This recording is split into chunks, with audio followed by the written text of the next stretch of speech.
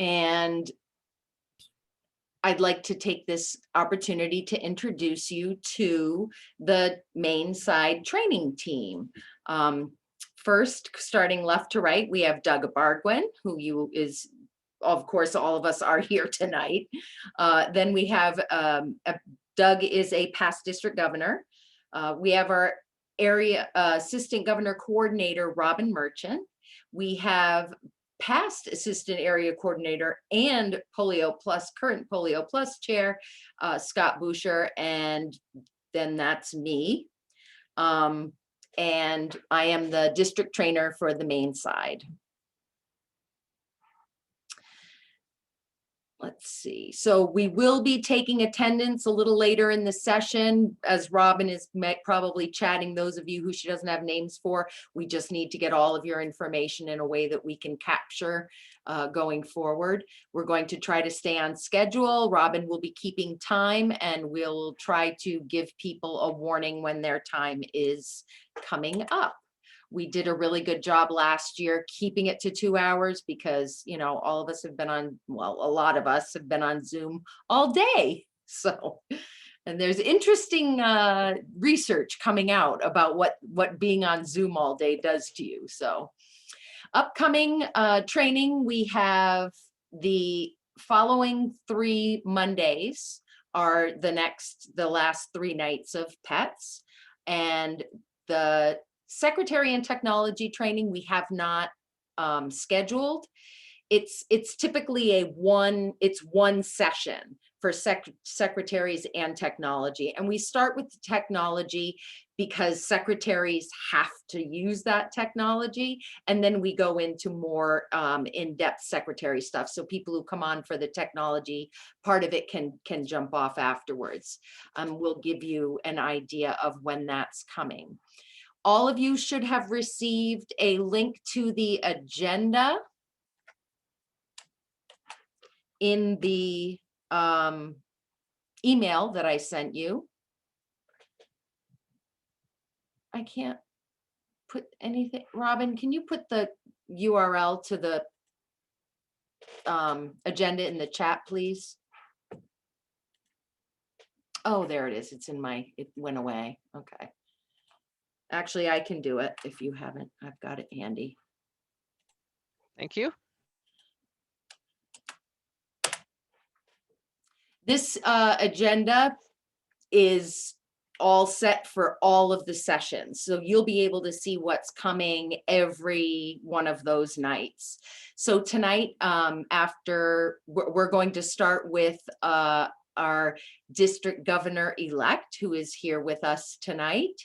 And he is the person who this PETS is for. The district governor is the person who will be the district governor-elect is your district governor. He will be district governor when you guys are presidents. So that's why it's so important to have us all in the same room every year to make sure that everybody knows what we're going to be doing for the year. After Doug's address, we're going to talk about the Rotary Action Plan, and which is the kind of strategic plan that Rotary International has developed a couple years ago, and it's a 5-year plan. And we'll have a break, and then we'll be talking about your roles and responsibilities as president of your club and how to work with the club and district leaders. And Scott will share some important resources with you. We've kept everything electronic.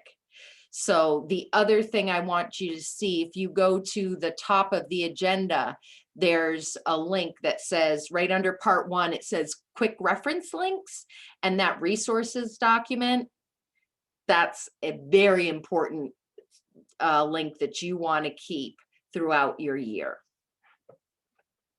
You'll be referring to that throughout the entire process. And additionally, you know, you'll have those links to go back to all year.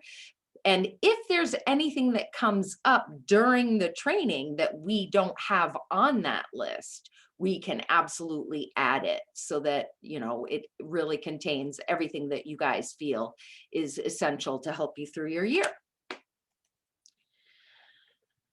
And now I'd like to introduce our district governor-elect, who will be district governor in 2021, 2022, Doug Curtis.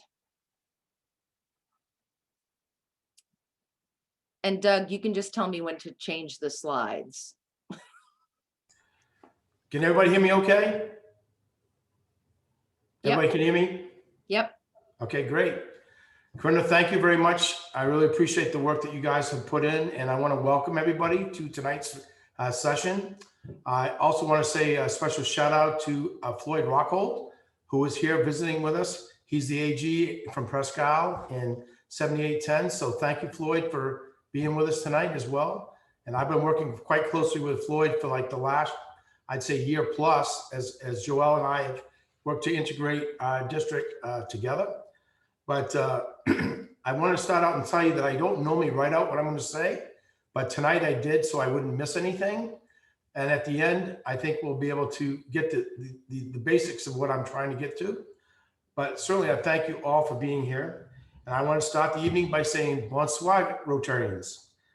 And not only am I excited to be here, and I want to congratulate you on your selection in your club leadership. I would like to thank my training team, which you have just met, for their hard work in putting this program together. Please pay attention as much as you possibly can, and don't be afraid to ask questions. And I will leave some time at the end so you can ask any questions of me that you might think of. First, let me just say thank you very much for all your support in my role as district governor. I cannot do this job without you and your support. And I'm looking forward to a year which will be a challenging year for us Rotarian leaders. But I'm confident that if we are flexible, empathetic, considerate of each other, we will all get through this exceptionally well. COVID-19 will still be here in 2021-22, and we will continue to adjust and evolve as we go.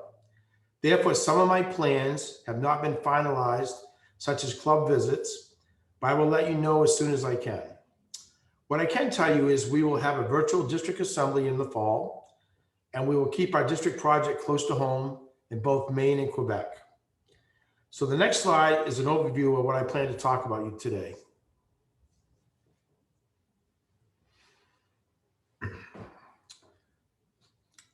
Next slide, Trina. So as you all know, that we had a response this year to COVID-19, and each club helped tremendously in our response for that. And I suspect this is going to transform itself over the time during the next year. I'm not sure of all the needs, but we've been working with the state agencies on this. And I want to commend DG Joelle for support and dedication to this effort.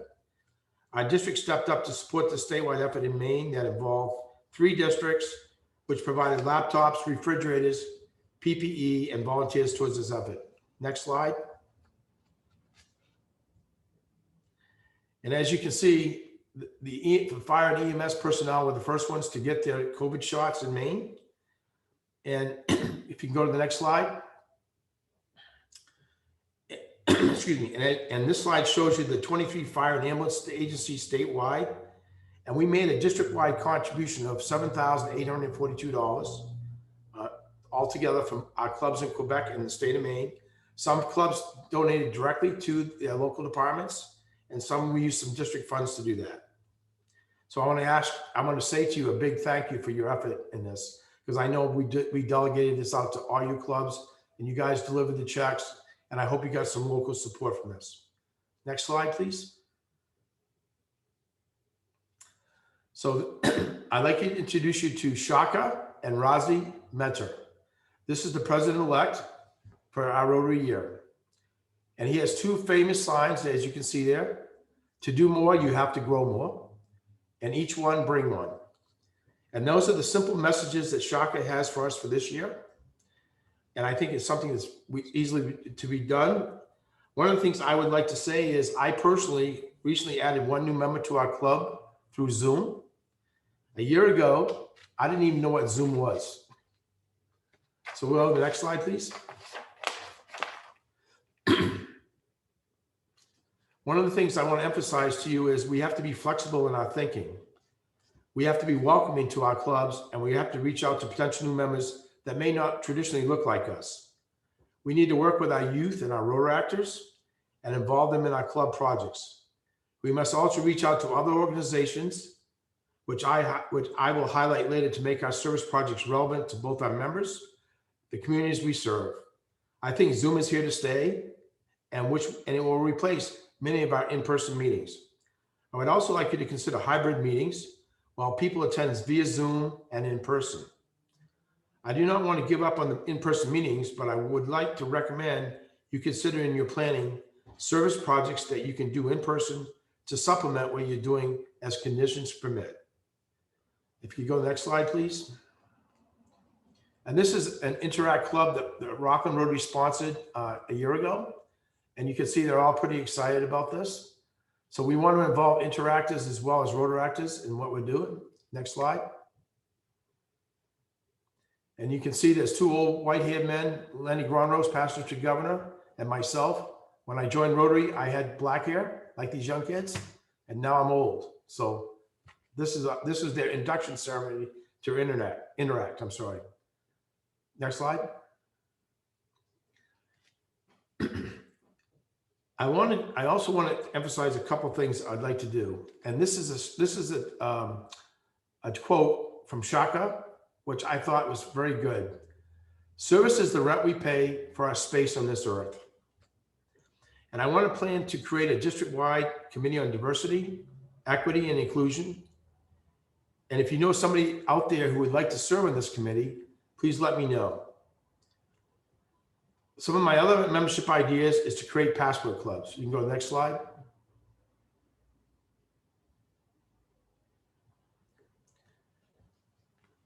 We will do these things many ways, but we'll do online projects. We'll do online meetings, and we'll also do service projects 1 or 2 times a month.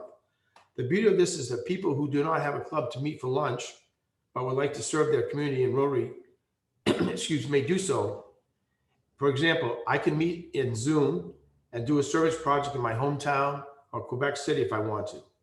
The ability to be flexible, invite our youth and our other organizations in Rotary cannot be understated. Service to change lives is our theme for the year. And one of the things I'd like to emphasize about service is it will be my primary theme for my year as district governor. During my training at the International Assembly, I couldn't have been more impressed with Rotary International Shaka's commitment to service. His quote, like I told you, is service is the rent we pay for our space on this earth. It's resonated with me for weeks. My club, like many of yours, has taken on service projects to benefit our community and Rotary International. Although our club is small, we have partnered with other Rotary clubs to do international projects and help other local organizations like the Salvation Army, which you see here, and Meals on Wheels. If you keep going. Next slide. This is actually a slide from the Knox County Homeless Coalition. Next slide. There's Bill Gay doing Meals on Wheels. And I think I would encourage you to partner with other clubs. And this is a picture of Mclaughlin Rotary as well, partnering with the Kiwanis Club on a service project. So these are things that we can do, not only Meals on Wheels, Salvation Army, whatever your project in your local area is, this is an opportunity to partner with other organizations as well, which will bring in goodwill and also new members. Our theme, Service to Change Lives, could not be more relevant during this time of COVID-19. Our district will be participating with District 7780 and 7810 in Maine and New Brunswick on a day of service in 2022. Stay tuned because the date has not been selected, but we expect it to be in the spring. Next slide, please. I have a few words I'd like to say about the Rotary Foundation. Without it, we would not be able to do local projects through our use of district grants. We would not be able to eradicate polio in the world. We would not be able to provide clean drinking water, peace, maternal and child health, literacy, economic, community development, or in July 2021, the environment. Your continued support of the Rotary Foundation and your support for your club and your district will be vital to our success, meeting the goal of service to change lives. We have some difficult challenges ahead for 2021-22 and beyond. We are asking you to give us two of your most valuable assets, your time and your money. One of my goals is to create a district foundation to be managed by Rotary International with seed money from our district. As you know, we receive 50% of the annual fund contributions back every 3 years for our use in the district for such things as district and global grants. If we establish a district foundation, the earnings from our money, while not guaranteed, will come back every year. Long after I'm gone, our district will continue to benefit from this foundation. Please do not forget to donate to polio, where your gift will be matched 2-to-1 by the Bill and Melinda Gates Foundation. You have next slide, Corinna. Your goal should be 100% participation for the annual fund and $1,500 for polio.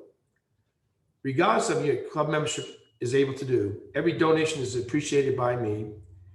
Your support of any contribution you make in the future to a district foundation would be greatly appreciated.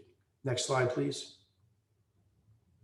And I know that Scott is going to be talking about this going forward, but just think how important it is. We've almost eradicated polio in the world, and then we got hit with this COVID crisis, for lack of a better word.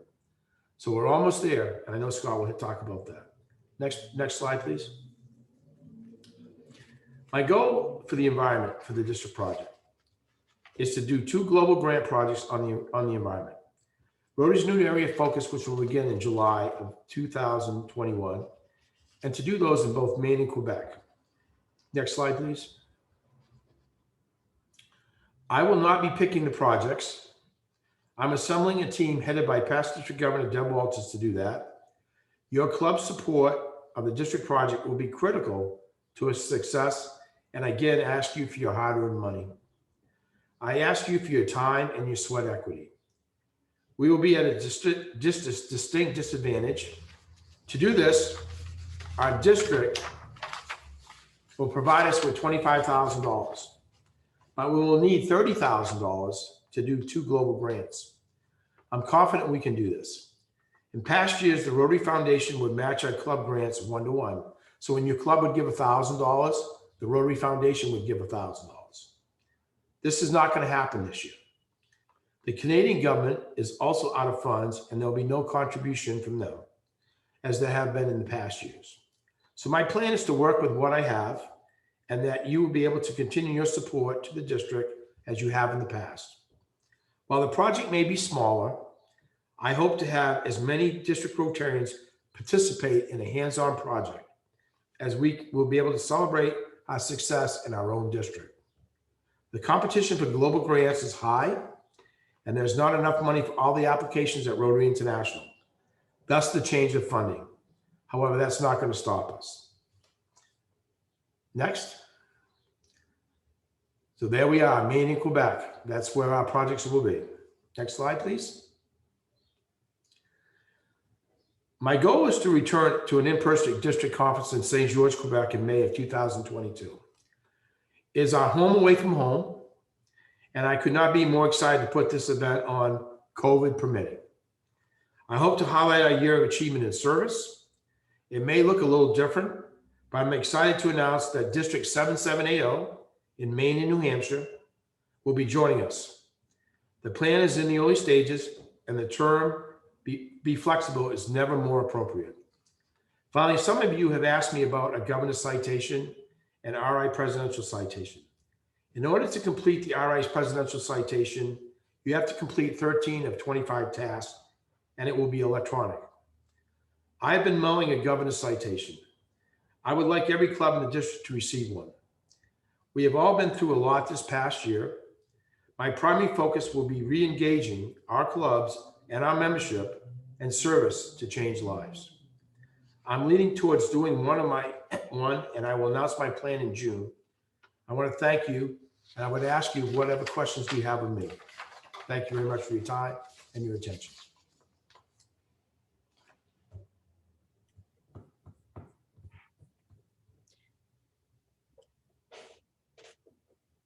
Anybody have any questions? Because I can't see everybody, so you have to let me know.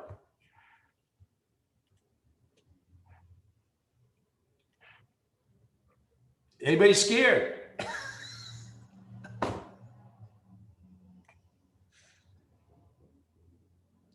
Well, look, if you don't have any questions now, I'll be on for a while later on. So just feel free to speak up anytime you want.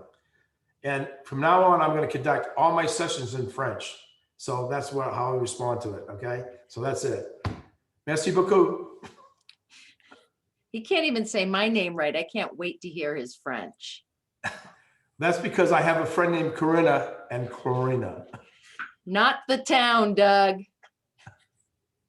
No, that was a really wonderful presentation. Thank you so much. No, thank you very much. And thank you for all your hard work. You're very welcome. So not only do we have the district governor elect, your district governor elect, who will be your district governor here tonight. We do have some other members of the governor's string that are in attendance here tonight. We have our current district governor, Joel Philibert. Hi, Joel. Good evening. Hi. And we have our, I'm looking, district governor nominee. So this is the person who will be district governor the year after Doug. Denny, I can't see you, but I know you're there somewhere. No, I am there, so I see you. Oh, there you are. Yes. Okay. I have everybody on my screen and it's hard to pick people out of the bunch. So yes. So thank you also for being here tonight. And Farrellyn, Doug's wife, I saw her here earlier. Are you still here, Farrellyn? Oh, yep, there she is. Yep, Farrellyn's here. So, and we have the assistant governors from some of the zone. Robin, do you want to introduce your assistant governors? I'd be happy to in just a moment, but I'm looking for my little faces here. We also have another person in the district governor's Right. string. We have Tina Chapman, district governor nominee, DGNN. Yeah, I haven't quite got that right yet, but I am here. 2023, 24 for me. Yes. It's exciting. And Tina is just wrapping up her role as an assistant governor. So Yes. segueing into the next role at the district level. So we're glad you're here. I know I saw Ken Nagel. Yep. Bear with me a second. There he is. He is the assistant governor for Area 9. And hang on just a second. John Mclaughlin, where are you? I've seen you here. Trying to get to full screen. Bear with me a moment. Hey, Robin, I'll talk so that my box lights up in yellow. There you go. Thank you. You're welcome. So John is coming in as assistant governor. As Tina steps away, John is stepping in. Let's see. Keep me looking here. I know Sue. Sue is here somewhere. There she is. Sue Pratt is another assistant governor. She's in the Farmington Club. Am I missing anyone? Sorry, there's a lot of faces here. Got John, we got Ken, we got you. And I have been busy typing and chatting and doing my job that I'm assigned. So Robin, Jen Saunders is also with you. yeah, I know. I'm like, I know there's someone else. Jen, there she is. Just changed my screens again. Thank you. Assistant Governor Jen Saunders, and she's from the Ellsworth Noon, correct? Did I get it right? Yes. It's cut off on my screen, so I'm sorry. So welcome all my assistant governors. I hope I did not miss anyone. I think we got it. Correct. Sorry, changing screens again. Don't wanna No, miss just anyone. sorry, I should have done that. Thank you for the chat. Oh, sure. Sure thing. All right. So welcome everybody again. We are very glad to have you here.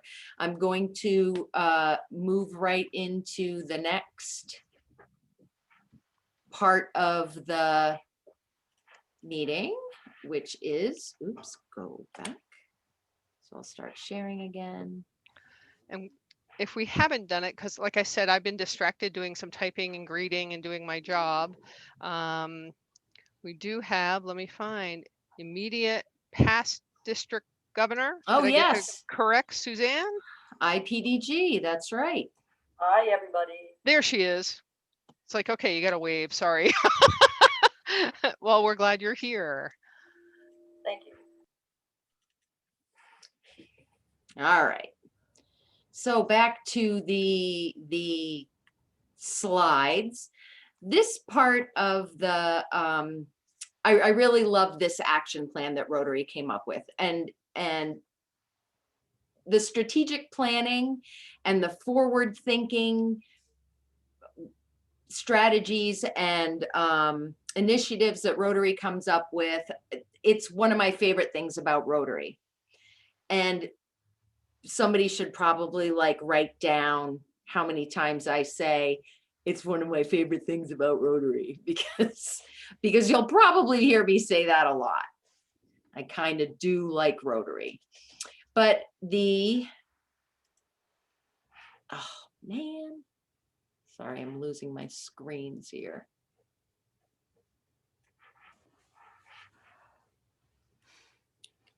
There it is.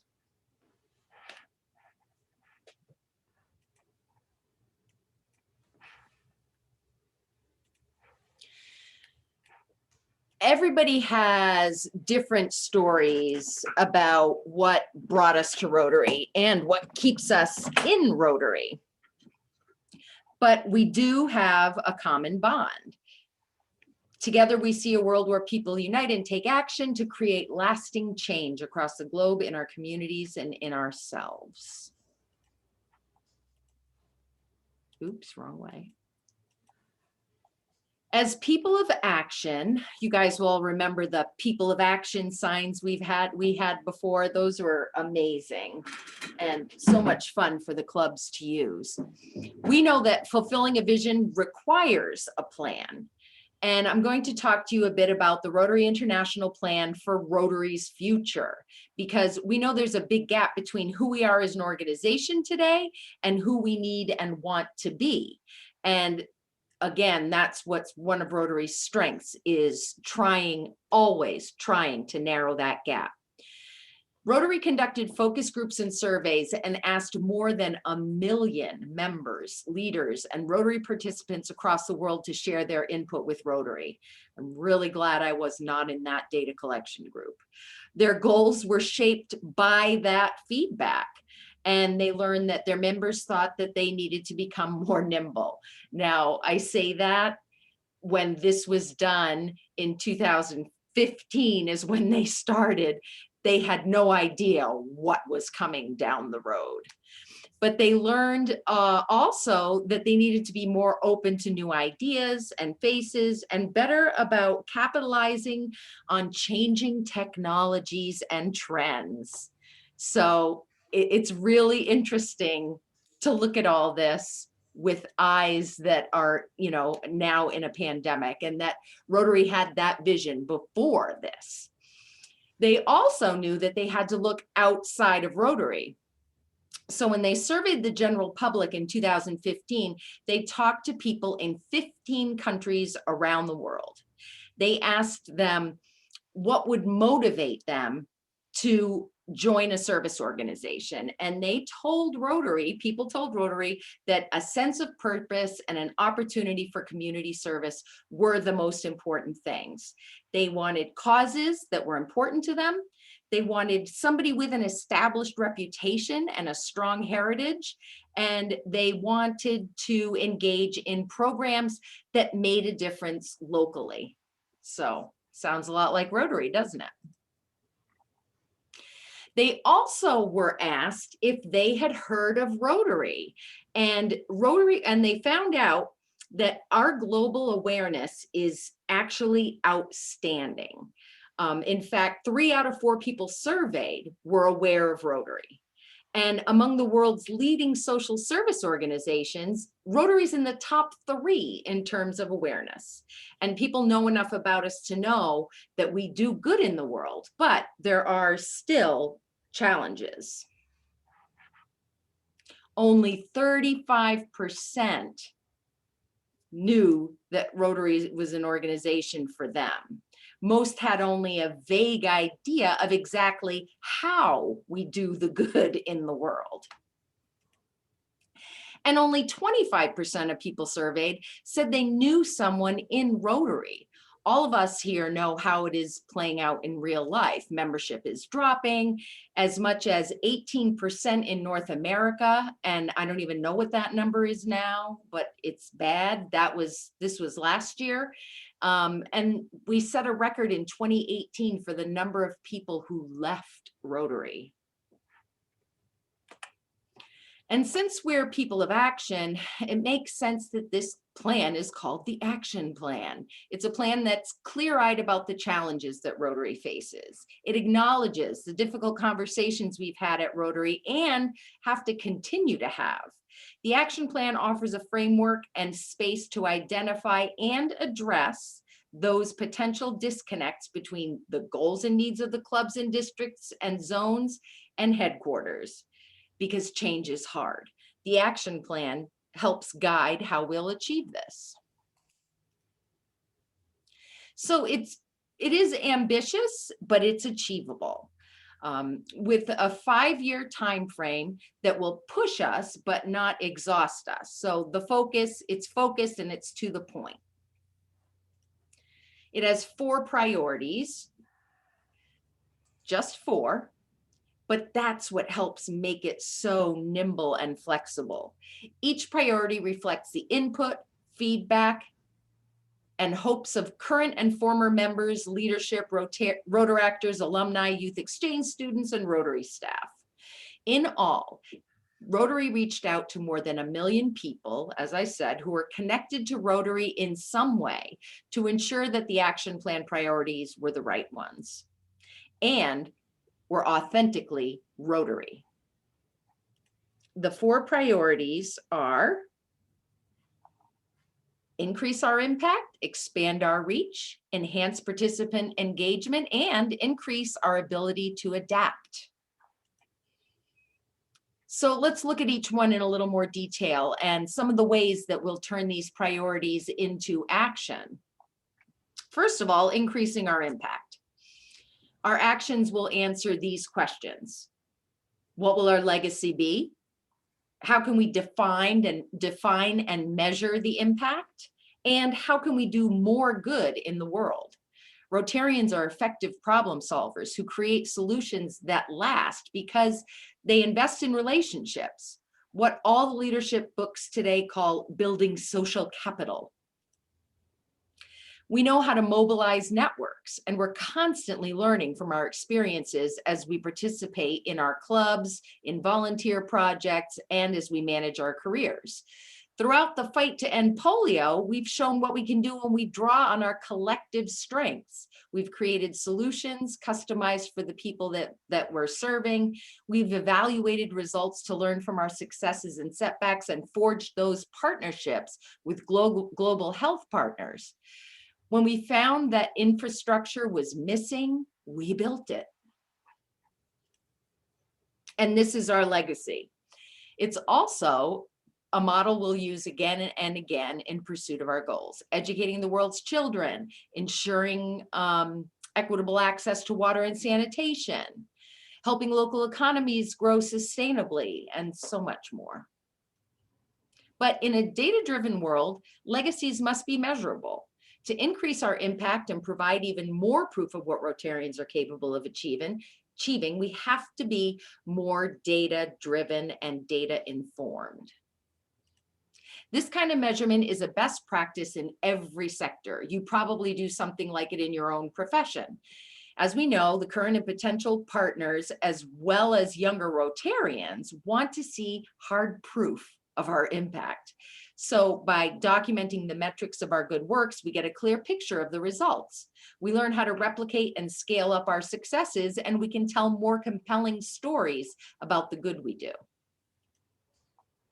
There's a lot we can do at the club level too. We're going to encourage a greater sense of focus. Instead of clubs trying to do too many things and getting only halfway there, we're going to help clubs collect more information on community impact and do pre and post activity evaluations so they can tell compelling stories about the impact they're making. So together, let's prove that our impact on the world has only just begun. Our second action plan priority is to expand our reach so that we can grow our capacity and make an impact. People of action activate, inspire, and give others hope that they can be part of the change that makes the world better. So together we must answer these questions. How can we share our values with new audiences? How can we inspire more people to take action? And what new models can we test that bring people together to experience the power of Rotary? At the corporate level, we're developing new products and alternative participant models. So regardless of where people live, they can join us and take action with us. I think, again, Zoom and COVID have been huge instigators in pushing these models along. At the club level, we need to actively invest in bringing in more people from different backgrounds. Again, diversity, equity, and inclusion, which is a huge goal now post-pandemic or during pandemic.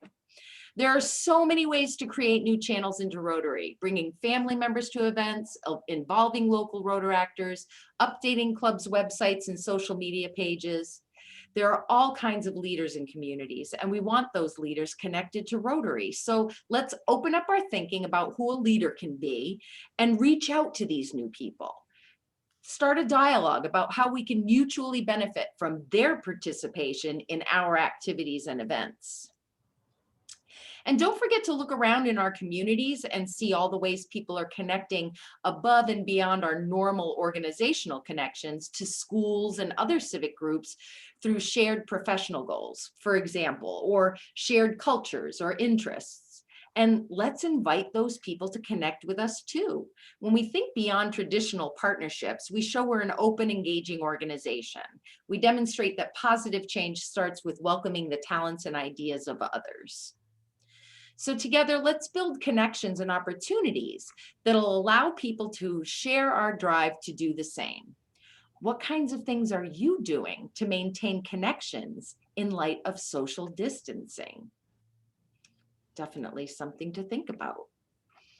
Our third action plan priority is to enhance participant engagement. And the actions will answer these questions. How can we make sure Rotarians find long-term value in their membership? What would improve the Rotary experience? What skills could people learn through Rotary? And how can we better develop our leaders? As people of action, we strive to understand the needs of others. But just like the people and communities we serve, our fellow members need to know that they are seen, heard, and valued. They're seeking experiences that feel personally and professionally relevant and fulfilling. And in some cases, we're not delivering on that need. This priority is aimed at making sure that we give our members meaningful opportunities to evolve and grow with us, personally and professionally, throughout their lives.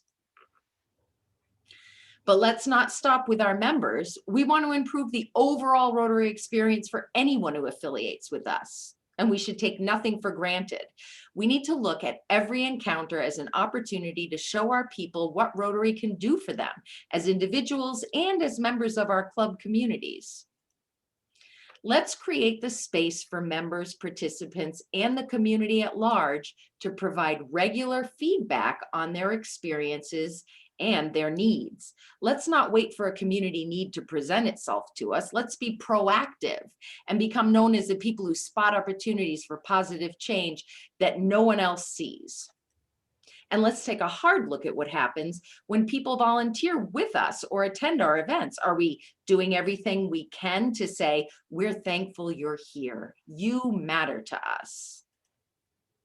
Together, let's recommit to putting the needs, expectations, and growth of our participants at the center of all we do. What is your club doing to evaluate projects and community interactions from the perspective of the recipient? What is your club doing to identify community needs ahead of being asked? Our fourth action plan priority is to increase our ability to adapt. Our actions will answer these questions. How can we adapt faster to a changing world? How can new perspectives strengthen Rotary? And what new ideas could create lasting change? We're inventive, entrepreneurial, and resilient. That's why we're people of action. And because we share those qualities, new approaches to our organizing principles won't threaten our sense of who we are. It's time for us to seek out fresh opportunities, to embrace innovative ideas, and take calculated risks. We must create more paths to leadership, become new voices, and simplify how we operate. We're already tackling some of the big operational issues. We're going back to look at governance models, committee structures, business processes at the secretariat level, and more. Everything at Rotary International is on the table. And we want to encourage our clubs to take a fresh look at club governance and look at ways to streamline it. Clubs can create a fund to take some risks and try out new activity ideas. They can host club meetings in a new location at a new time. They can involve non-Rotarian advisors in club board meetings to gain new and different perspectives and ideas. So together, let's stay true to ourselves and stay ahead of change in our next 115 years. What governance models, committee structures, business processes will you be looking to change in your club? What is on the table for your club to renovate and revitalize? For the next 5 years, to be as, well, 4 years now, to be as transformative as we need them to be, each and every one of us is going to have to take on the role of action plan champion. You've already proven yourselves to be just that, real champions, champions in the way you advocate for Rotary, champions of leadership, and champions of inspiration. And as action plan champions, we'll set the example by responding to change, actively shaping Rotary's culture and guiding Rotary through the next century of service. If you have any questions about the action plan or how you can get involved or to stay updated on our progress, go to our website, rotary.org/action plan or strategic plan. To add some more recent detail to what I'm covering today, here's a link that I will put in the chat. Where does the chat go? Oh, there.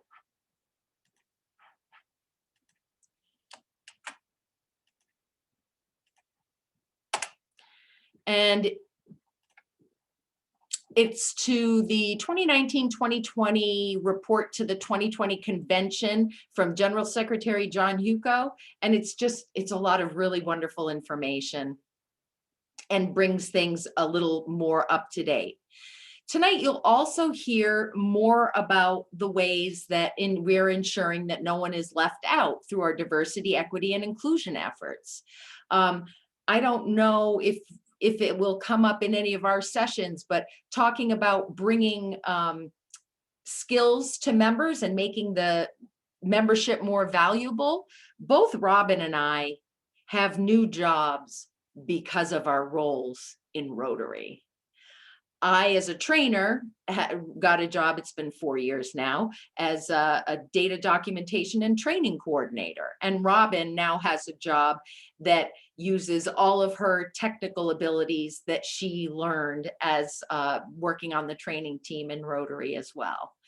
So those are like two great examples of how increasing that impact just makes it better for Rotarians. It's, again, another one of my favorite things about Rotary. Rotary International is not afraid of change. They're not afraid to face the toughest challenges in our communities and in our world, and they're not afraid to bring people together to create lasting change around the world. Look around this Zoom call. Remember, you are not alone. We are here to help you succeed and to help your club succeed. And your success means greater impact in our world. So here's a question for you. Do you feel your club is ready for the next century of Rotary?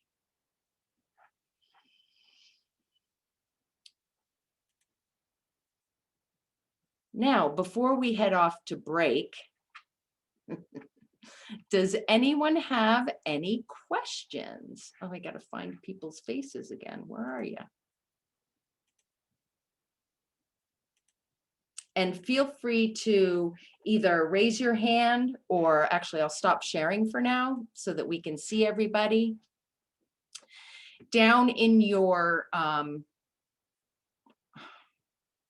reactions, if you see your reactions, oh, that's clapping and smiling. Oh, somewhere else there's also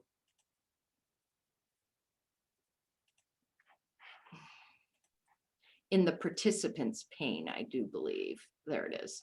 So if you click on your, nope. What does it look like to you guys? Anyway, clap. Oh, Lisa, do you have a question, or are you just really happy?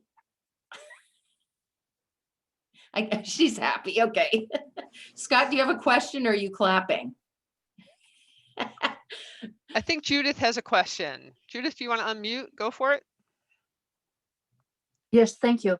I appreciate one, your presentation. I think it was really, really good about what our eye is looking at. What do you see our district participating within these parameters? And thank you beforehand. Mm-hmm. Our district, it's so right after this came out, and the first time it was presented was we went on lockdown March 13th or something, and that following week or something we had pets. So we had very little time to move everything into this, and we had no idea what the impact was going to be. So now looking back at this a year later, I think that it's been challenging, for one, for clubs to adjust to a different type of format. And some have done it better than others. And I don't know, as far as Suzanne and Joelle are both district governors who had to deal with the pandemic.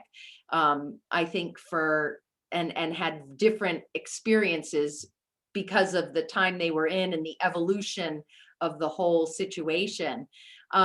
Suzanne, do you have any insight into that? I know you did an amazing job getting as many people on Zoom as possible, trying to get them training and different things to get people together. I think the only thing that I would like to comment on is that how wonderfully clubs have recovered. And not only, it took a while to get everybody on Zoom and to get everyone up to speed on the new technology. I think it was difficult for everybody and all of us. However, as we can see, most club members have become used to doing Zoom. Many clubs are talking about going back to hybrid models. Zoom will be here to stay, everyone. So that's not going away. That will certainly be a challenge for Doug's year and for district governors going forward, because now they'll have to deal with in-person as well as Zoom double meetings with conferences and so forth. But the resiliency, I think, Karina, as you may have put it, has been, and I'm sure that you've observed it in your training team, has been quite remarkable. And we're seeing clubs thriving. We're seeing clubs with wonderful projects during this whole COVID crisis. There have been so many neat projects that have come forth with this, And there have been more and more people in the community sending in donations and getting involved. And there are many clubs who have gained new members as a result of this. So I think with anything, you can say, oh, woe is me, or you can say, this is an opportunity, and we can take the opportunity and we can run with it. And I think our clubs in the district are doing just that. Later in the, I don't know which night. Karina, Yeah. can I just add on that? Oh, yes. I just wanted to say that the clubs were doing great things right now. They were the clubs who adapt rapidly, and they were thinking outside of the box, not trying to repeat what they were used to do, trying to find new ways. So I encourage you to still thinking outside of the box and apply it. You will success. Just remember, it's different now, and it will stay different. We won't go back to use the way we used to do it. So we need to just adapt and have fun. Still have fun. That's the most important thing. And remember that everybody in this little box here is here to support you. You've got all kinds of peers here. And later on in pets, I can't remember which session coming up. We will be doing a session where we talk about service projects. So there'll be a lot of sharing there that I think, Judith, I think you'll get a lot of ideas for what people around the district have been able to do during the pandemic. So stay tuned for that. All right, I would like to take a short break. If we come back at 6, where's my break? Ooh, we're early, good. Come back at 6:05, and I mean 7:05. Sorry. Come back at 7:05 and we will resume from there. Thank you.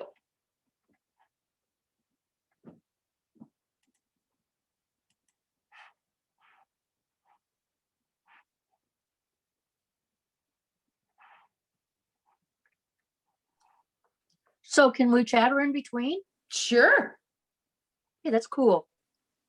Karina, I have not communicated with you for, oh gosh, maybe 12, 13 years. What are you doing? It has been a while, has it? And here I am still Yeah, it's during training. Lenny's administration. Wow. Wow. Yeah, and that's when I started. So yeah, it's been a while.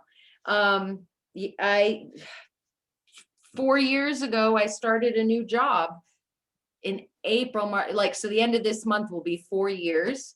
And I actually do training for a job now. So that's part of what I do. But yeah, it's been great. My kids are all grown up. Of course, well, I have a senior who's graduating high school in June, and then a grad student who's looking for an apartment. So she's Where? Anywhere, no, hopefully Bangor area. She wants to get closer to work, but anywhere outside of home, I think, is where she would be happy at this point, you know. We've all been there. We've been together through the pandemic. I can't tell you though how thankful I've been that at least I have people in the house, because I feel awful for people who are home alone, and you know, especially when we were, yeah, it's just bad. So yeah. Well, I'm home alone, but that's not alone. That's good. One of the important things to me is I have a wonderful neighbor, but also we brought Rotary to the virtual world, and the impact of being able to Zoom has grown the speakership. Yes. Enormously. And we've gotten programs from all over. And I'm sure John Goss can talk to this too. And I see he just popped up. Hi, John. Hey, You want to say Judith. something? Hi, Judith. How you doing? So Jonathan, the president-elect is the person who's going to be president in July 1st. The vice president is the person who's going to be president-elect on July 1st. We break that scenario. You do that differently? John's coming in as president. Okay, I'm so coming he's- in as president-elect. We don't have a vice president. Okay, I'm confused because we're trying to get our labels right. So is John coming in July 1 as president and you're coming in a year from then? Correct. Okay, so he's you're PE VP. And you're VP, Judith. Aha. But According to your label, we don't do it that way. we've never had VPs in our club election in the chairs. We just identify the president-elect.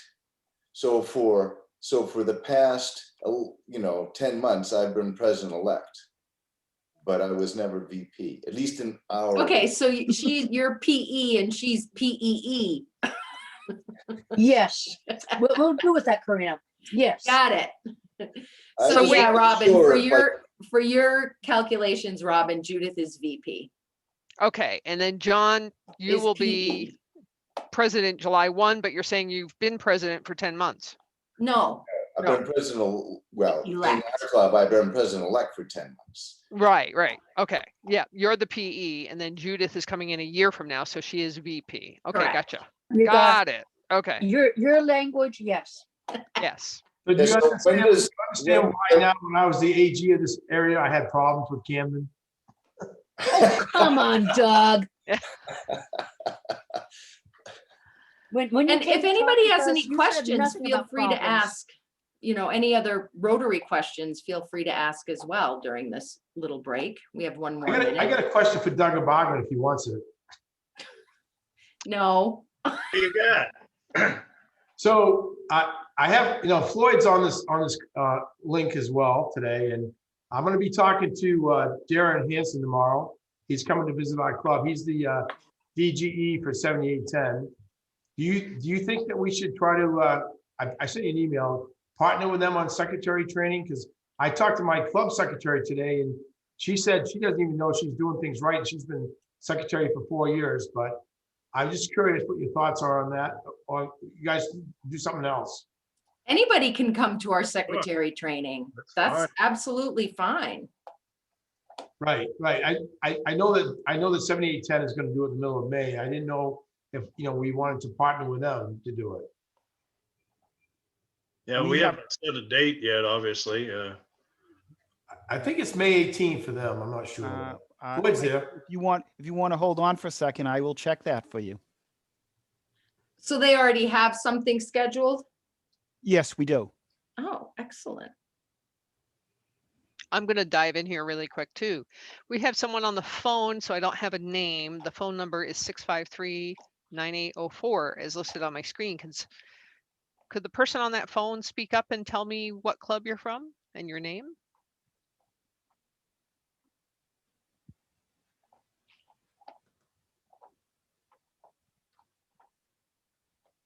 Okay.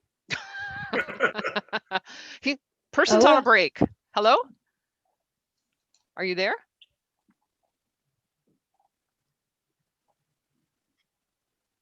They're on break. And I'm back. Our secretary training is scheduled for May 8th. May 8th. And do you cover Club Runner? Yes, they do. Floyd, what about technology? Have you looked into that, like what Karina was talking about? I don't, well, I mean, I know Anthony has volunteered to go to each of our go or zoom in into each of our clubs if they needed help. He's technically a technology person. He runs our training. I don't know if they've scheduled anything for like a technology training session. Okay. Well, anyways, that might be a possibility that we might, do part of the training with that, if that would help you guys. Yeah, that's definitely something we can talk about. I think it's a good, Okay. good idea. Try to reach to the other district and have fun with them as soon as possible, and make sure they are more than welcome. Robin, why did you we- see the chat? Working on it. Okay. So I'm going to get going again. Okay. First of all, does anybody have any questions so far? For those of you who were out, does anybody have anything that they'd like to bring up at this point?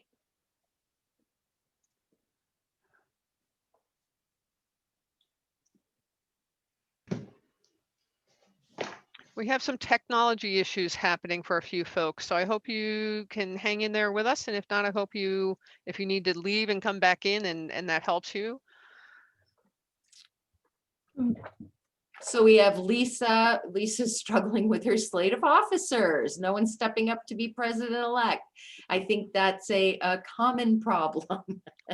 And actually, the best way to deal with those kind of problems, and this gives you like no help immediately, is membership, right? Because all of a sudden, if you go through a dry spell of not having new members come in, 3, 4, 5 years down the road, you suddenly have nobody to bring up as president. So the solution that our club has done, found repeatedly is to recycle presidents through. And we've had a lot of presidents who've done more than one run just to get us through those times, knowing that, you know, we've got people coming up. All right, I'm going to get back and share my screen. Do you guys all recognize that Elvis? Whoops, going back. That's what Scott looks like with no facial hair, just hair on his head. So we found some fun pictures for our breaks. Well, he also said that's what his hair would look like if he had hair. If he had it. So you remember those 4 areas of the strategic plan. One of them, what we've done with our training is to make sure that it follows as closely as possible those types of categories. So we've categorized the sections of our training under each one of those 4 areas in the action plan.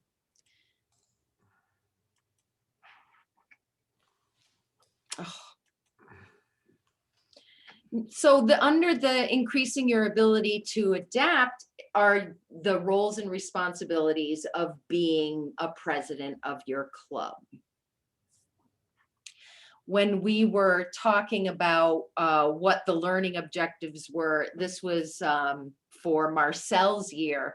And if you remember past District Governor Marcel, his year was the Be the Inspiration theme. And I came up with these off of kind of riffing off of that theme.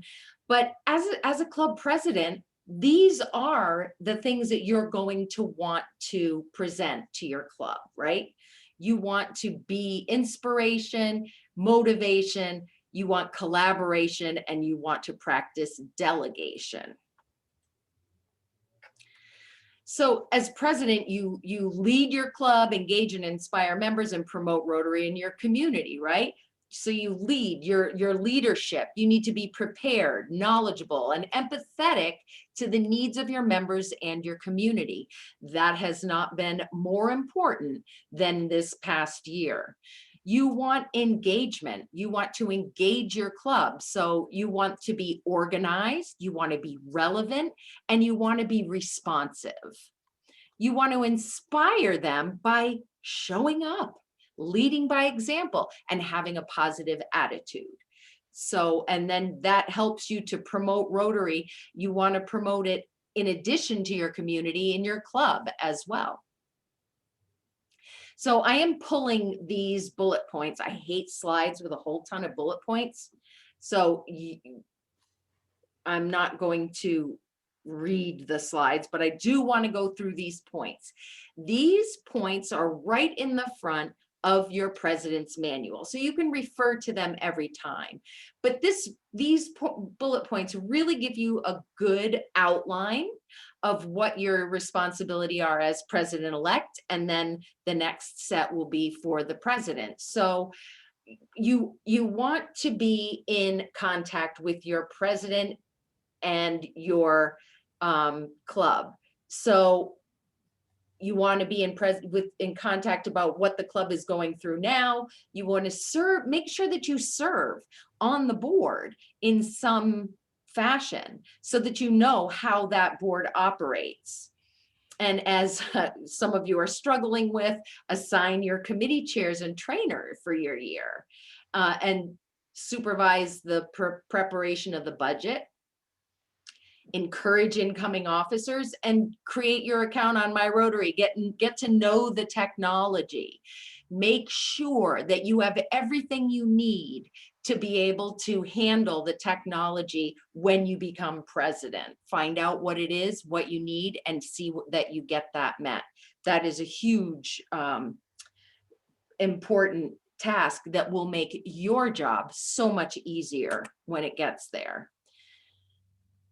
You want to attend as many of the district level events as you can and start thinking about what are the goals that you want for your club.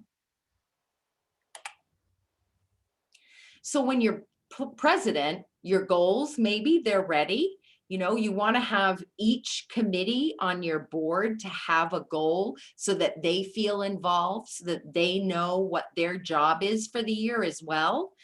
You want to make sure that you're communicating everywhere between your club and your members and your district and your assistant governor. All of that training, communication is so important. Keep on top of what's happening in your club and participate in the decisions. I would say to try to steer the ship rather than making all of those decisions and doing all of those things. Make sure, we get emails from our club president who's just amazing. And she'll just say, hey, have you had, like, if I said I was going to do something, I'll get an email say, hey, did you find out about that thing? And I'm like, oh yeah, not yet, but I will. So having that person who's there and knows that knows what's going on, but she's not doing it. She's just making sure that things get done. And that's an amazing skill to have.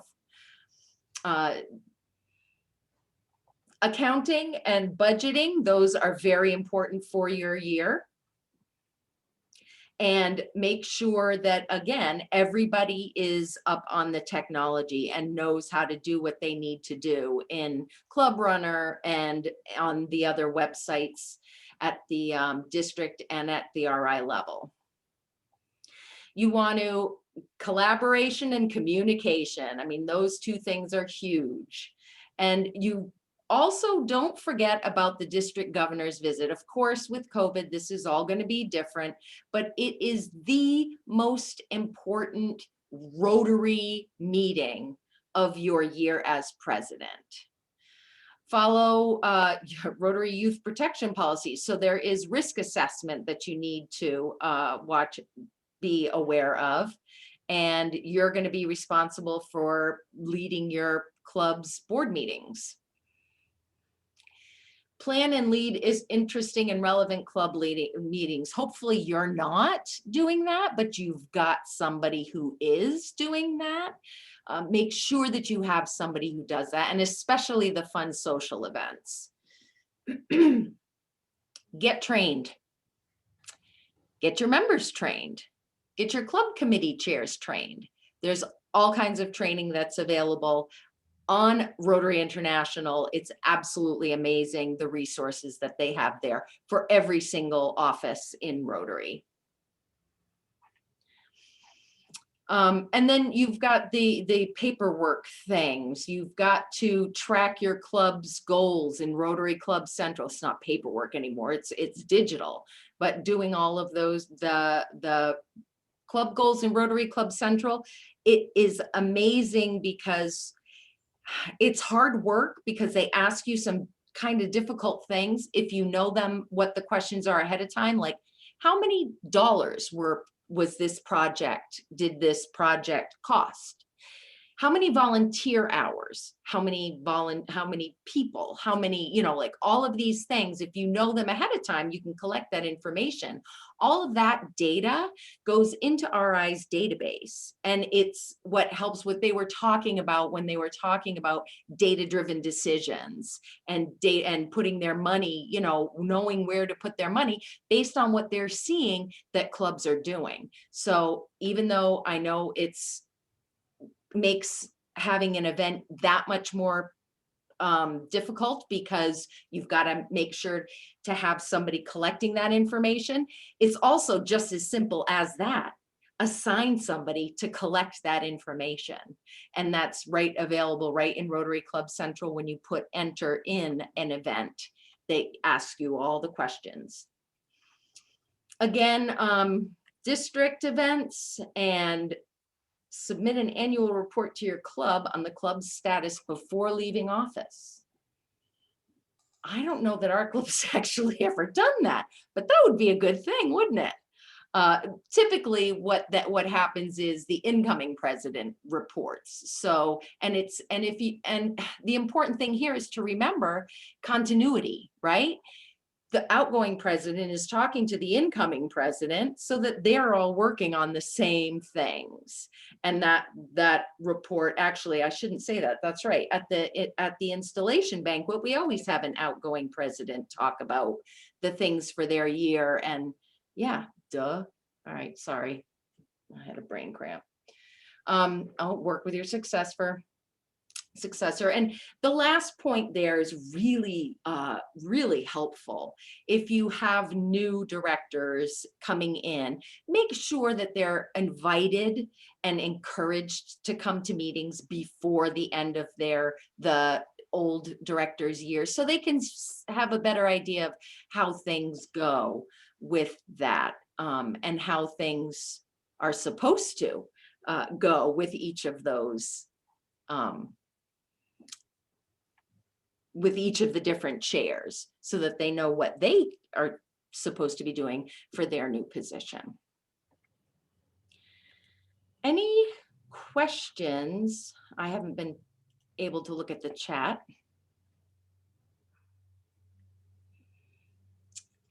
Can you hear me, Corinna? Yes, I can.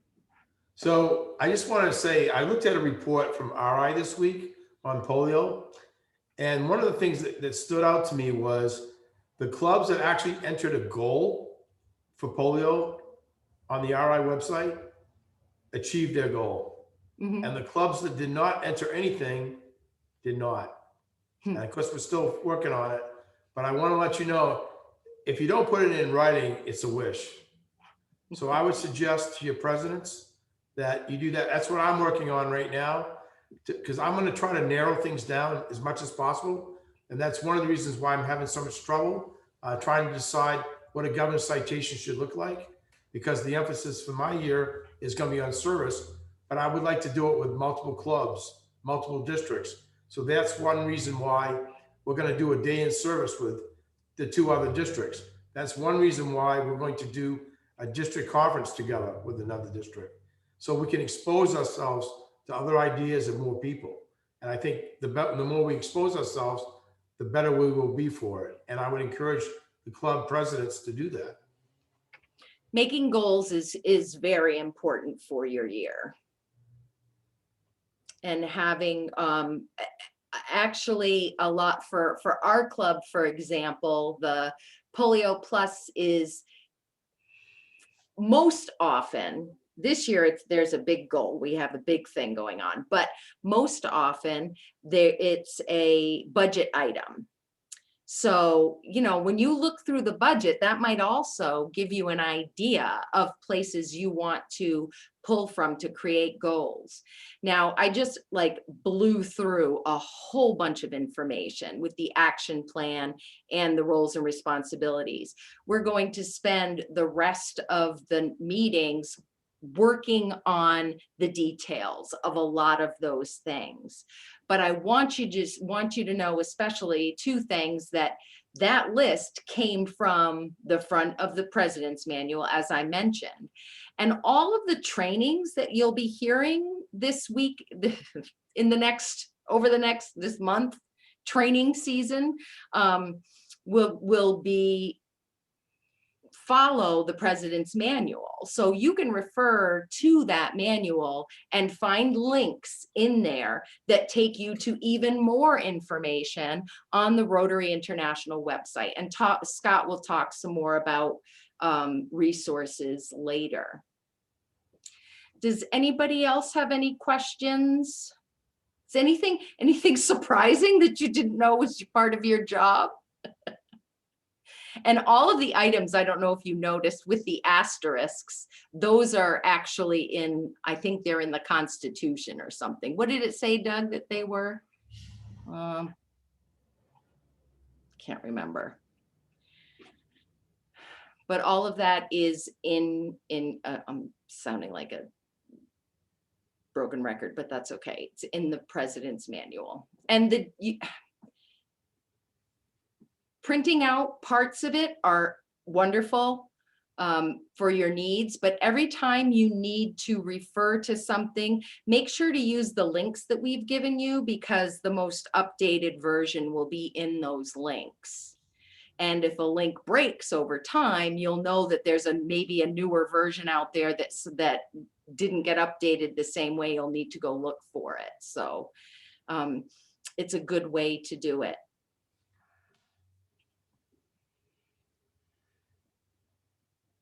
Anything else? No?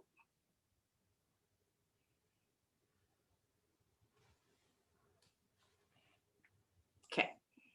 So just so you know, I like count to 7 really slowly, because that's what they say in the Zoom meetings. You wait 7 seconds for a response. So I will, just so you know, you all have 7 seconds, and then I'm moving. Actually, I'm moving away. Doug, do you want me just to move the slides for you? Yes, please. I can do that. So Doug Abargwin will pick up the next topic, which is working with club and district leaders. Yeah, we always have a grand time too, whenever we say, well, Doug will do it. Well, what Doug you talking about? But yeah, anyway. It's been a challenge this year. Right. One of us has got to change our name, Doug. So obviously, in order to know with whom you're working, you have to know the function and the physical layout of the club and of the district and of RI in general. So that's what this section is about. So let's get rolling here, Karina. And when you do have access to the entire training, I believe, well, actually, you're going to have it as a recording. You're not going to have it as a PDF, are you? Or as a You want me to go there? Well, I'm just thinking that I know that district organization chart, that is actually a live link. But anyway, these are the elements that we're going to speak about. Club leaders and of course the members, the district leaders. And if you had this as a PowerPoint or as a PDF, that is a live link under the district organization chart. So yeah, if you want to show, that's what it would take you to right there. Okay. And there's your flow chart for the powers that be within the district.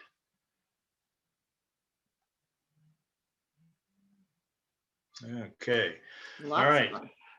Yes, indeed. So let's move on. I have some questions for you. How many Rotary clubs are there? you can put up the next slide that show the questions. Yeah, keep going. So, in actuality, there are over 35,000, close to 36,000 clubs in the Rotary world, and they're located in over 200 and about 220 countries. And current membership, you know, it seems like forever we've been saying the current membership is 1.2 million. And this, I'm sure, is maybe a bit exaggerated at this point with the issues that have come by from COVID. But you know, it does seem those of us who've been around Rotary for so many years, since what I've been here since 75. That's 1975, not 1875. The membership does, they've always seemed to have said it's 1.2 million. So you know, that certainly gives us something we need to be working on always. And so then the question is, how are clubs associated with Rotary International, and how do they become associated with Rotary International? You know, as you know, your Rotarians are members of your local club, but how did that club come to be? That club came to be by being chartered by Rotary International. And of course, upon chartering a club, that means that that club agrees to abide by the Constitution and bylaws of Rotary International, and of course, follow the four-way test, the object of Rotary, and so forth. So in order for a Rotary club to become a club, they need to join, or in other words, be chartered by Rotary International. Okay, Karina. So why does Rotary need leaders and organization beyond the club? Well, of course, any large organization such as Rotary that does the scope and the depth and the breadth of work that Rotary International does obviously needs to have an organization under it, and of course leaders at all of the different levels in order to be able to do what they set out to accomplish. So it's kind of a no-brainer. Of course, they need organization.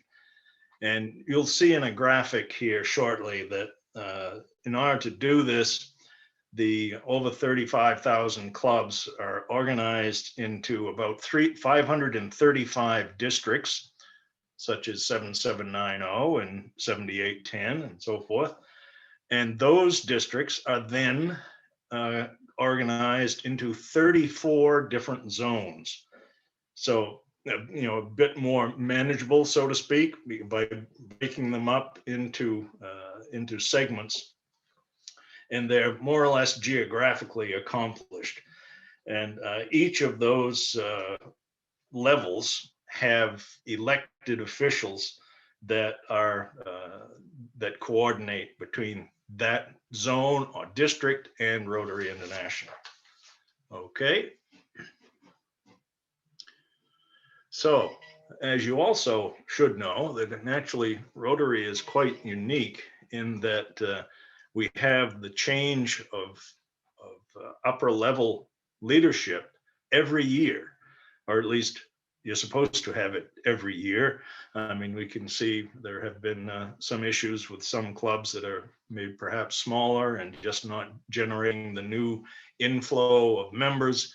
So that, as Karina was saying earlier, you have to, you know, retread an older past president and bring them back in again. But in general, of course, every year there's a new club president, a new district governor, and a new Rotary International president. And, you know, not all organizations do that, of course, but that is Rotary. So this is the graphic I was speaking of, showing all of the clubs in the center. You know, even though that's the largest number, still it shows you how they're grouped. You have the clubs who are inside the districts, and then you have the districts, including the clubs that are inside the zones. So, and we said there are like 34 zones, and each of them have directors that are assigned to various zones. Okay, let us move on. So the thing that stands out, of course, about this organizational chart is you'll notice right off that it's an upside down pyramid. So all of the major work that happens within Rotary International is happening at the club level. And everything that you see below all of those clubs, those particular entities are there in order to support the clubs. So you can see, obviously, all of the clubs are supported by the districts, which are in turn supported by the zone. And then all of the above are supported by the RI Secretariat and the RI Board. Now, bear in mind, we're speaking, just of RI.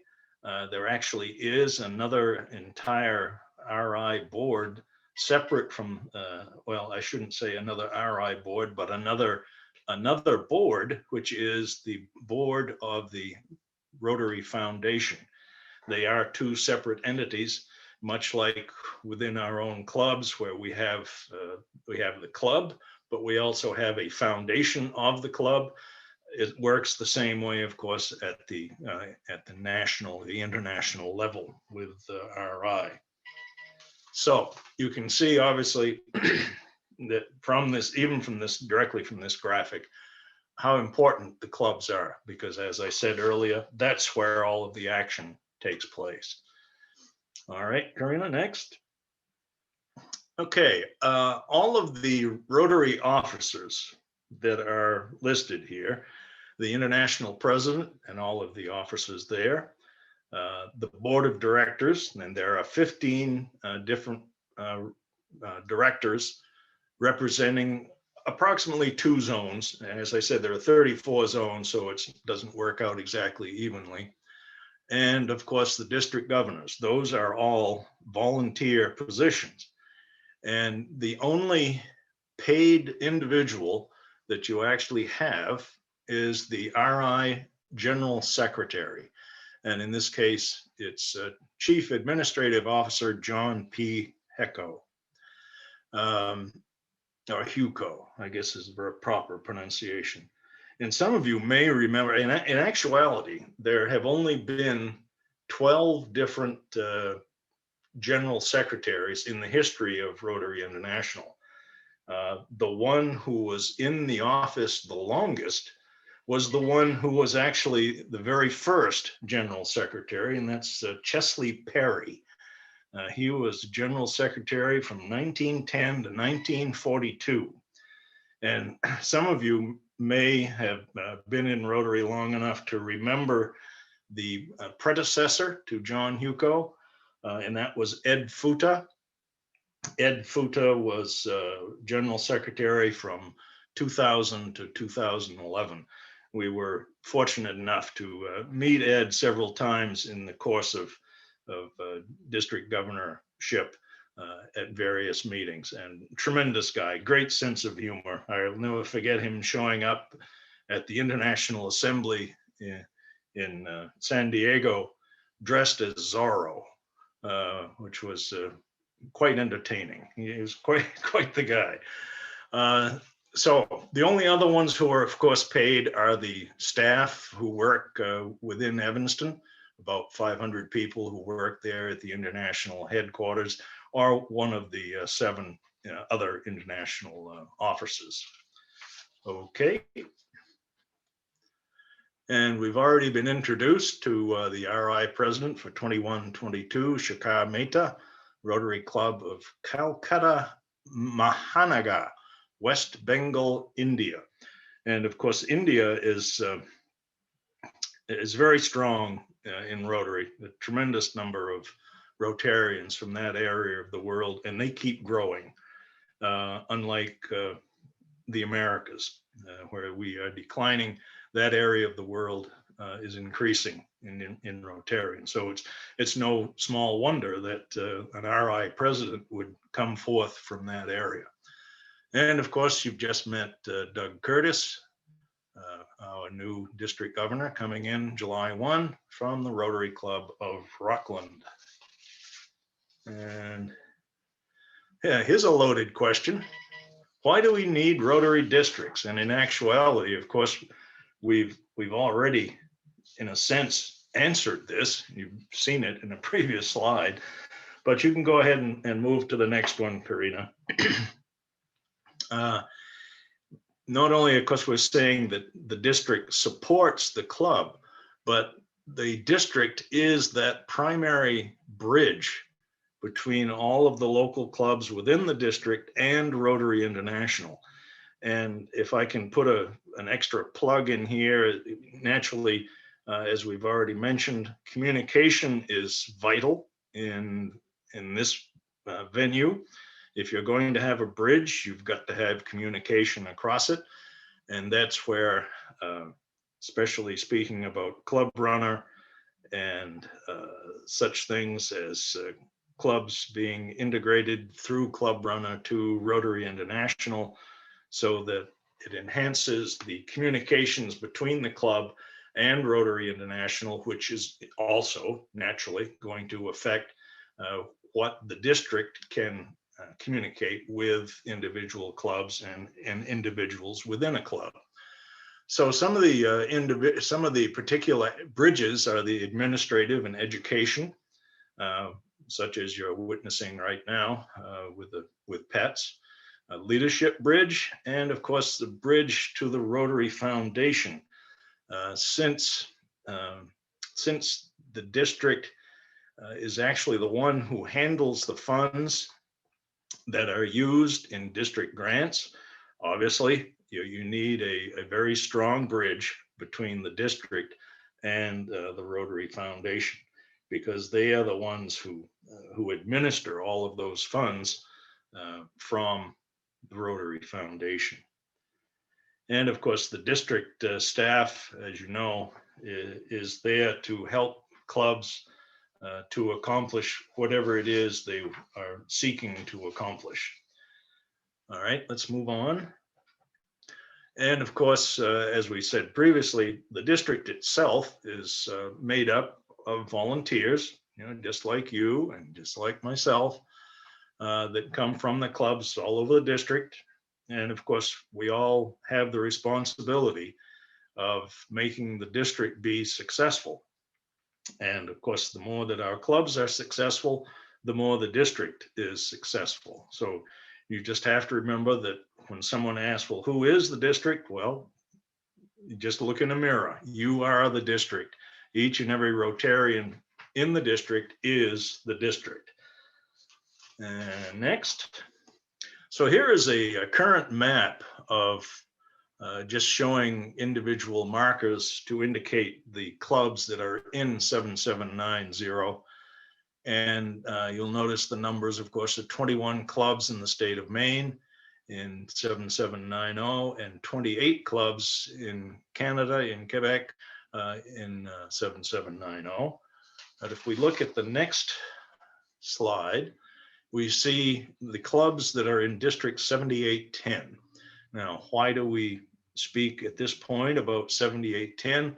That's because of the fact that clubs from 7810 who are in Maine, the 10 of them that you see listed there, are joining with us in 7790 with their approximately 230 members. So 10 different clubs with about 230 members, and that will bring our district to 59 clubs as opposed to where we are right now. And the other clubs that you see there, which are in the other provinces, some in Quebec, some in New Brunswick, will actually be going to District 7820. And when that happens, 7820 will actually contain 75 clubs. I can only imagine being a district governor up there and visiting 75 clubs. But that's what is in store within a year. So that's about it for that part of it, Karina. I don't know if anyone has any questions or comments. You counted to 7 yet?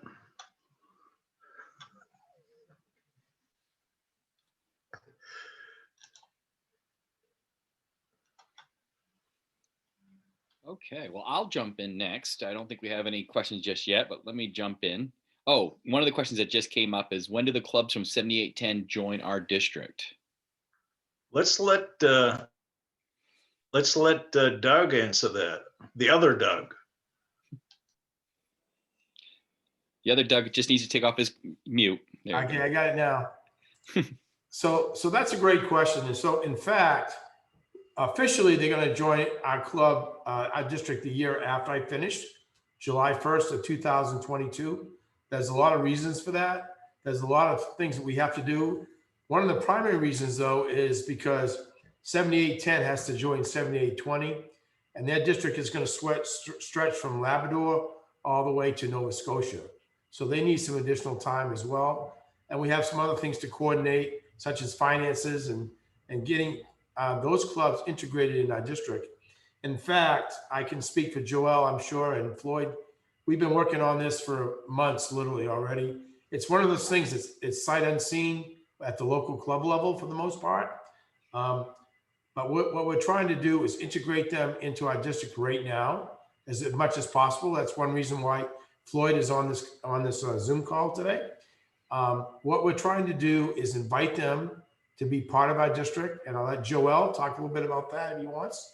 But we want to invite them to our clubs. We want to invite them to our district conference. We want to invite them to our pets. And we're going to invite them to as many things as they can. But this year, 7810 is their district, and Darren Hansen is their district governor-elect, and he's going to be visiting their clubs. And when I have a chance, I will also try to do the same. I know that Joel and I have already visited 3 of their clubs via Zoom already, and we have another club asking us to visit with them. And I think, Joel, if you want to add anything to it, please go ahead. You say most of it. Today, I just sent to our dear Governor, John Slip, the invitation for the conference going to be held on the 15th of May. He invite John to invite his club and the French club they got, because we got a conference is going to be in French, but with projection. So it will be a great way to see how we work on our district and make sure they have the same voice as us as they join us, because Rotarian is a Rotarian anywhere he is. So that it's not depending on the district, it's just depending on what we're there for. It's service. So that's why we invite them. I invite them to everything we're going to do from now. So every formation, training, conference, they will be invited. And one thing we want to do is with the main club is try to do sister clubs. So we have 2-for-1 clubs already. So maybe find 2 clubs in our district right now and match them with one of their club. Make sure they have the communication, like you say, Doug, at the bridges between clubs. It's one way to get them involved in our district. Great. Well, thank you, guys. So just moving on to the next slide that we have up on the screen that Karina has put on there is we've got some fantastic resources that are available to you. As going into your year as president, I remember it wasn't that long ago when I was going into the same year as you guys, and I was just looking for cheat sheets. Where can I find the answers? How do I go about researching some different things? And over the last 6+ years that we've been working together as a training team, we've been putting together these documents that we think are some of the most commonly asked questions, some of the highlighted materials that we think are going to be useful. And a lot of it does come out of presentations like tonight's, when people say, hey, I would love to know where the link is to see where I can become a vibrant club. Where is that link located? And so one of the things that you'll notice, and I don't know if Karina, you're able to actually click on the resource document that you have right there. Just put it on the chat. Okay. If you guys can actually just look at that when you have a second, this is a 1-page quick summary. And again, I would call it your cheat sheet, where you can find the links to things such as the President's Manual, the action plan flyer that we were talking about earlier. Great tools for you to start utilizing. One of the things that I would recommend is if you're trying to create more buzz around your club about getting everybody enrolled on myrotary.org, there's actually a nice flyer that you can download right off that resource sheet. So really take your time, become familiar with this resource sheet. If you see something on there, you're saying, gee, I wish they would have included this, please let us know. Because again, this is a living, breathing document that we as the training team here on the main side have created over the last several years. And we're always looking for ways to enhance it. One of the things that I'll personally put out there is a lot of people will ask me for resources for polio. And there's a link right now for End Polio Now in the right-hand column, where you can download media kits, you can download sample press releases. So again, as Karina has mentioned, become familiar with the technology, become familiar with the tools that Rotary is already giving us and have access to that you can look at any time. The next item I just want to highlight is the President's Manual, which is the very first thing that we have listed there. And a lot of the items that we're going through tonight and also for the next 3 weeks, you're going to find inside that President's Manual. I believe it's 84 pages long. And I would refer to that as the Bible for you for the next year plus. And just going through the table of contents, you're going to see several important areas that we're discussing tonight that you can actually read in more depth. And if you want to start working on projects within your own club as far as organizing different things, the President's Manual is going to be a great resource that you should probably have bookmarked on your browser to have access to at any time. Again, it's really well done, really in depth, 84 pages long. It's electronic, so you can download just the pages you want, or you can print out the whole thing if you'd like. But that will be something that you'll want to keep at your fingertips and refer back to frequently. The third item I just wanted to highlight is the President-elect Planning Calendar. And another item that we've been working on for the last several years. Karina actually created this. I think I actually had this back when I was president back in 2012. I got it from Lenny. Well, again, we pass along these things because I really do think it really highlights how great resources these are. And I would also emphasize for those of you who are vice presidents on this call, this really is a document that you want to get your hands on right now, because a lot of these items you can start working on right from the start in July when you take over that role of president-elect yourself. I like to go through and just highlight a couple items that I like to make sure that you guys are aware of. One of the ideas that's included in this is setting up 4 folders on your desk. One for ideas, what to do and what not to do as president, just things that you want to accomplish and things that you have for ideas for your presidential year. It's a great way of organizing those. Questions. You know, as I sit in my office doing my day job, I always come up with different questions that come in my head and I say, gee, I'd like to research that a little bit more. Maybe jot a note down, put it right in that folder. Committee chairs. Prepare your own club's organizational chart. Doug did a great job showing you the organizational chart for Rotary International, but you really need to have an organizational chart for your own club. And along with that, you need to start asking for those people who are you're hoping to fill the roles in for the upcoming year. One of the things I always advise to every president-elect is don't just assume that your club treasurer, who's been your treasurer for the last 10 years, will continue on automatically. Make a personal ask. Make sure that they are prepared to take on that role for another year. And by making that ask, they'll certainly appreciate to know that you're valuing their role and that you do have their commitment for the upcoming year. You might want to ask them what do they need for resources? What are the issues they've been facing? Is there any way we can enhance your role? But start making those asks now throughout the course of this year, because you need to have all these people well in place before July 1st. The other item I'm just going to mention is picking club advisors. What does that really mean? When I became president, I actually called a luncheon of past presidents from our club just to kind of give them what I had for goals for the upcoming year, what I saw were the roadblocks that I was facing, and asking for their input. Maybe it's that you get a group of 2 or 3 past presidents that you truly value their opinion and use them as a committee that you can bounce ideas off throughout the course of the year. Again, and what I would call is your advisory council, somebody that you can go to whenever you have a bad day, that something comes up, you're not quite sure how to handle. Sometimes that institutional knowledge is so valuable that you can pull from. You're not alone on this. A lot of people are willing to step up and help you. You just need to make sure that you have that ask. And, you know, again, as I mentioned, Karina has done a great job when we prepared this, is breaking it down by month. Even though you're accelerating that you're going to be becoming president in a few months, I think you can really go down through this list even currently. but start thinking about the goals you want to accomplish. And I'm sure that the presidents who were on the call from this past year, the goal was to survive the year of COVID and how to keep your club moving along. It probably wasn't their initial goal, but it certainly became a hefty goal as the year went along. But you need to start looking at what are the goals for your own club and what do you want to bring to your club. And one of the best pieces of advice I always received is, try to pick 2 or 3 items, but maybe focus on what is your legacy going to be at the end of your presidential year? What do you want to be remembered for inside your club that you can really work towards and strive towards? I'll tell you that if you ask your president now, who's just entering the month of April, how's your year gone? And most of the time they're going to say, it's flying by. I'm in the home stretch and I got so many things I want to hurry up and try to accomplish. Again, this is the time to start making your goals, making sure you're measuring them, tracking them. My goal back when I was president is get our club engaged in Polio Plus. And thankfully we were able to do that. I had several other goals, but that's my one legacy that I'm always proud of. And I always mention it when I talk to other president-elects is find your niche, find your goal, and really focus on that. Review your committee chairs, make sure you have everybody in place. Going through, as Karina mentioned, be prepared for the district governor's visit.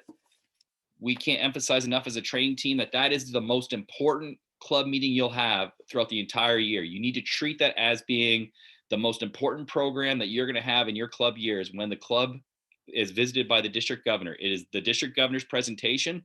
It is the district governor's meeting. You customize it to make it a lot easy to access for the district governor. And a lot of these items, again, you're going to find in that president's planning calendar. So those 3 documents, I just wanted to take a minute to highlight. Resource document is your 1-page quick cheat sheet. The president's manual is the 84-page document. And that president planning calendar might help you lay out some of the goals of how you want to go about your upcoming year. This is all found in the links of the agenda that was sent out to you tonight.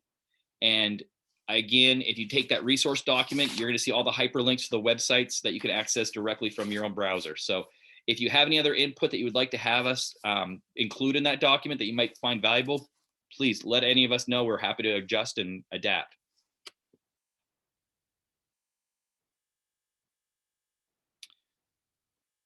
And next, we're going to have Karina. Karina's going to skip over that, and I'll turn it back over to Karina. Yeah, so somebody just said to add the Joelle Learning Center to the list of resources. And I'm not sure. Let's look. Yep. We have rotary.org, but not learn.rotary.org. That would be a good one to add there. Doug, we're always talking about that. So we will make sure to add that. Thank you, Joelle.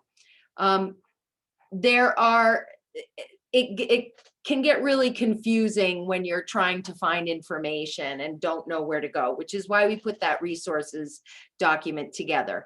Every Rotarian has the ability to get information off of at least 2 and most often 3 different Rotary websites: their club website, the district website, and the Rotary International website. Most of you who have in this group have Club Runner.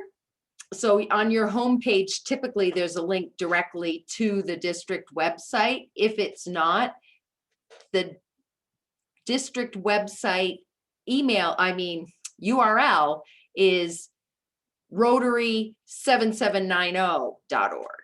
So the Rotary International URL is rotary.org. Just add the 770 in there and you'll get to the district website. Eventually, if it ever wants to open. There's all kinds of information on that website. So it's another great resource for you. And I believe there's a link to it in the resources document as well, as there is a link to Rotary International as well. The things that you're going, oh, there it is. Okay. So as a club president, you're going to be entering your goals into the onto the RI website, and you're going to find information for what you need to do for the district on the district website. Any of your membership changes, role changes, all of that information first gets entered in your club website. So each website has a different purpose, but you want to remember with your club members and any of the information about club roles, executives, all of that, you enter it first in your club. If your club has Club Runner, you always enter it in the club website first. From there, we've made sure that we think pretty much everybody has integration turned on. The information travels up. So when we started the process of contacting presidents-elect, we had 10. Only 10 had their information at the district level. So it's very difficult if people aren't putting their information in the right place to get that contact. So at the district site is where you can find that. You can find contacts, you can find the district organization chart, committee lists, maps of clubs, your dues invoices, the code of policies for the district, which you may or may not be interested in. But over here in the member resources are a lot of important things, especially the grants and foundation resources, which are updated every time that there's an update there, and the upcoming events that you can click on and find out more about the event and frequently register for. So all of that is right there at the district website. If you don't have Club Runner for your club, this is the place where you should enter your club members and changes to your roster that happen within your club. Again, so that for the communication, district-wide, we have it, and then that information goes up to RI and populates it there. There are sometimes issues that happen. We can help you through any of that. That was just a very kind of brief overview. In the technology training, we will be going way more in depth with that. So at this point, it's 8 o'clock. But I would love to open up the floor to questions, whether people have them. Now, this whole day was like the 35,000-foot view, right? We just talked at you all night about Rotary and tried to get you excited about Rotary and tried to give you basic outline of the kinds of things you're going to be learning. The next ones, we will have both a couple of sessions where we will be doing breakout rooms and having some more smaller group interaction. So hopefully they will be a little more engaging as we move forward. When is the technology training? I don't have a list for that yet. I mean, a date for that yet. But we will have one before our last training, right, guys? Last pets training. We will have one scheduled before the end of pet season. Yes, you can share Lisa, when you were talking about the resources doc, I assume? Yeah, okay, yeah, you can share that with anybody. It's a link, it's open to the public, it's view only, so yeah. I mean, only nice people, but yeah, you can share that with anybody. Judith has a question. Judith, go for it. It's not really a question. Karina, you've done a beautiful job, and the two dogs, oh my gosh. Thank you so much for leading our meetings tonight. I'm looking really forward to the next three. Thank you. Yeah, you'll be sick of me by then, Judith. Thank you, though. I appreciate it. And a reminder that those will be on Monday nights. So April 12th, 19th, and 26th. Just We're on a Tuesday tonight, but the rest will be on Mondays. Same Zoom link? Karina, will that be the same Zoom link, Karina? Thank you. Yeah. You're muted. Your mic is off. My mic is off? What? Yes, it'll be the same link. I will send it out again, because then just to remind people also that it's coming up again. But yeah, it's the exact same link. Don't go sharing that around with everybody, though. We don't want any Zoom bombing, but yeah. I just want to add a couple quick things. Obviously, this is a new world, right? For a lot of us, this is definitely a new world. And John Burns here. John, where are you? Wait to everyone. John there? There he is. I'm here. So John is going to be helping me quite a bit with technology for the year.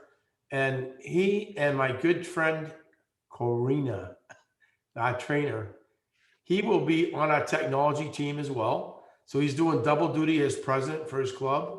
And I'm sure we'll be needing some more people to help out. So, and I'm sure this is one of the things that will be one of the newer committees that will form for our district. But obviously we're all learning. And the one thing I would emphasize again, and I want to say this not only once, but 2 or 3 times, but I know every club is different. And I know that my club has been meeting in person since I think back in April of last year. And we do hybrid meetings all the time. So they meet in person and they also meet via Zoom. And I'm not the most technologically savvy person out there, but I would encourage your clubs to do that once you decide to start meeting back in person, because it's going to be very important to what we do going forward. It's going to be more challenging, no question. So when you do your planning, plan on doing that, because there will be some people that will not feel comfortable meeting in person, but there are others who want to meet together. So I just suggest that to you. And like I said, these are all things that I didn't even think about a year ago. So. Thank you, Doug. It is 8:04. Any of you who need to leave, please feel free to leave. On the top of the resources page are our email addresses. So you can always email us if you have questions. And if you want to stay and ask questions, you may as well. Judith, I see you have a question. Yeah, you're muted. No, you're not muted. Judith, do you have a question?